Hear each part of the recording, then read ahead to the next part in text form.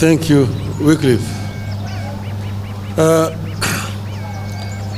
We have had a meeting with the Prime Cabinet Secretary and Cabinet Secretary for Foreign and Diaspora Affairs, my brother, Honorable Wycliffe Mudavadi, who led a team of government officials. This was in regard to my candidacy for the African Union Commission chairmanship.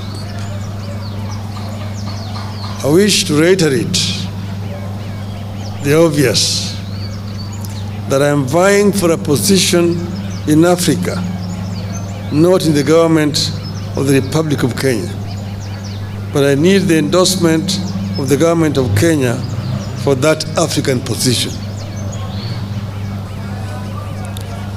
At this meeting, we exchanged notes on the state of the quest so far, the preparations from my side and the government side, and the next steps that require to be taken. The Honorable Prime Cabinet Secretary shared with me the situation and levels of preparation and commitment in the government. I have been very encouraged by the number of senior government officials offering to be part of this journey out of an understanding that we are in this as Kenya and not as partisan political parties. I appreciate the offer of support. I shared with the government team the situation and my levels of preparation from outside the government. I assured the team that on my own, I'm making every effort, tapping into my experience, relationships, and understanding of the continent to win the support of as many nations as I can. With committed and proper coordination between my team and the government, we should be able to clinch the seat. We agreed that coordination and synergy are going to be critical as we embark on the next critical steps that include the submission of my application. We therefore agreed on the need for efficiency, the need to cut bureaucracy, and unveil a well-oiled and flexible joint effort going forward.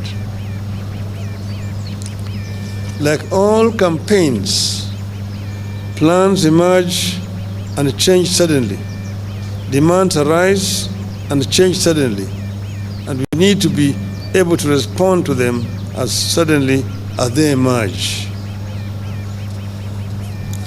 We also agreed on the need to understand the sensitivities in this quest that include national, regional, continental, and global dimensions to this quest, and therefore the need to always act responsibly, bearing all these sensitivities in mind.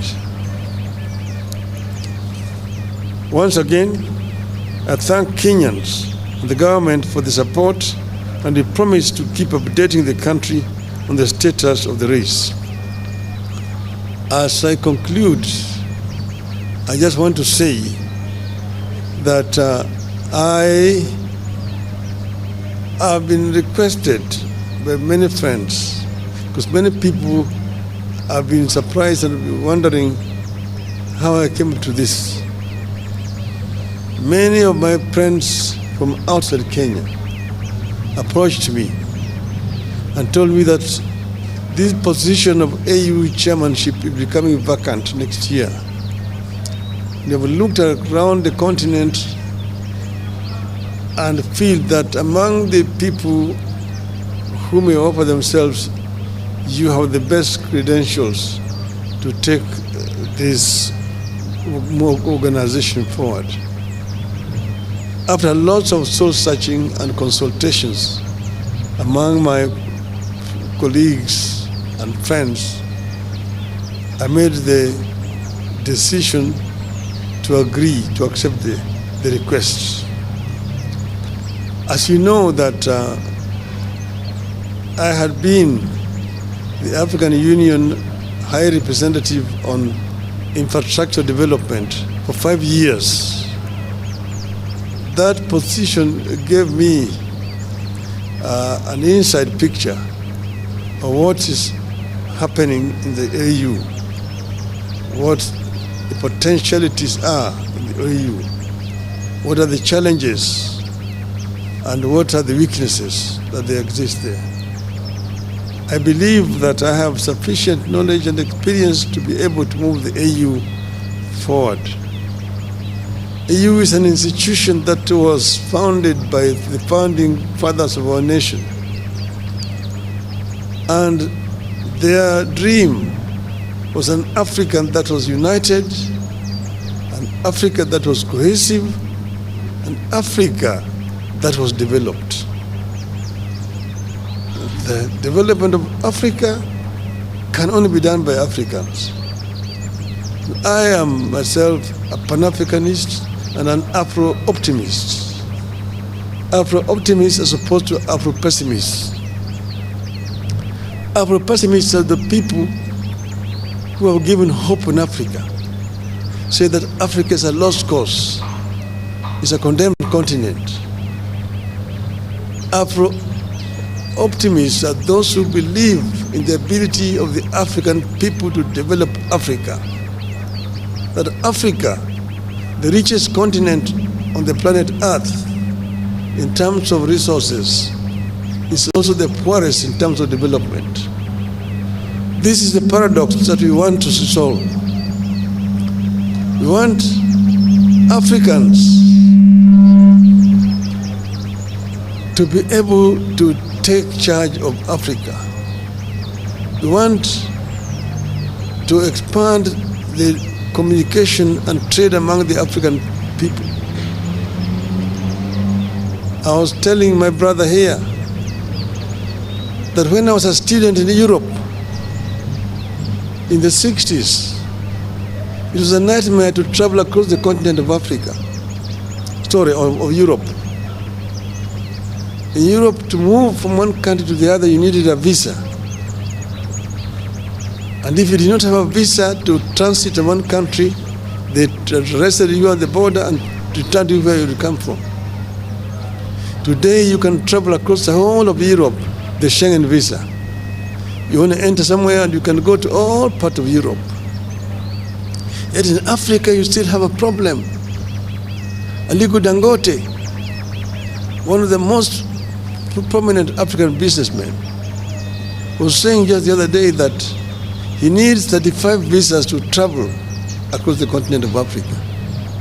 His French counterpart, who is his competitor, does not need, using a French passport. With a Nigerian passport, you need 35 visas to travel on the continent of Africa. You ask yourself, why? Why can you not have one African visa? It can be done. We can connect the whole of this continent. And that's why I've been talking of the story of African lion. That the African lion must wake up now and claim the 21st century as the African century. Thank you, ladies and gentlemen.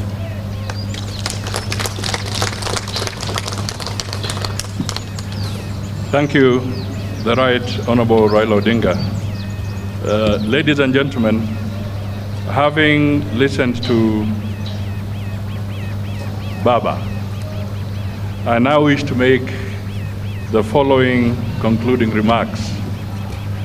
Indeed, despite the world becoming more fragmented and competitive, Kenya believes that multipolarity presents economic and geopolitical opportunities for Africa. Therefore, a whole of AU strategic approach to the emerging world will enable member states to project a common voice on global matters of consequence and enhance Africa's bargaining power for mutual benefit. And indeed, the Right Honorable Raila has summed this up. Therefore, for the continent to speak and act as one, the African Union Commission Chair the African Union will have to be more proactive and strategic in overcoming the persistent challenges that beset the African Union, namely funding shortages, logistical inadequacies, and the cyclic nature of conflicts. Additionally, the AU continues to grapple with cases of political instability and economic intricacies, weak international influence, and undue external influence, driven by a new Cold War in the continent. As a continent, we therefore need to focus on dimensions that promote our unity and enhance sustainable development for the citizens of Africa. This will include infrastructural connectivity, and he has spoken briefly to that aspect from his previous assignment, reduction in costs of doing business in the continent, accelerating the realization of the visa-free program, and promoting a common language for Africa. Also important is environmental protection of the climate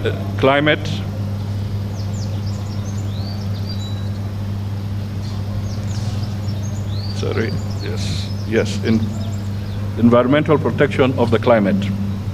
The continent should work in one voice to campaign for reforms of the international organizations and global financial institutions. The AU should be represented on the strategic international institutions, including membership to co-decision-making organs of the UN. We shall promote functional non-alignment that strategically seeks to establish mutually beneficial relationships globally. I may just want to emphasize here that the chairman of the AU Commission also holds the seat for Africa on the G20 forum. Ladies and gentlemen, the candidate, Honorable Raila Odinga, is a renowned champion of Think Africa above all. As per the AU values and inherently motivated by the AU vision, an integrated, prosperous, and peaceful Africa driven by its citizens and representing a dynamic force in the global arena. Our continental body should increase Pan-African awareness among a critical mass of citizens and promote the Africanization of our elites to proudly contribute to Africa's development goals and discourses. Kenya therefore envisions an AU that drives the continent beyond silencing the guns to achieving positive peace, sustainable peace, and security for collective prosperity. We have a long experience of supporting the AU and regional bodies, as well as bilateral engagements to foster peace and security regionally and globally. We envisage an AU that will give a greater voice to the continental crisis that have often become forgotten conflicts, as other global crises elsewhere get huge humanitarian and political attention. As a government and a country, we wish the Right Honorable Raila Amolo Odinga God's speed in this noble endeavor for the continent. God bless Kenya and God bless Africa. Asanteni sana.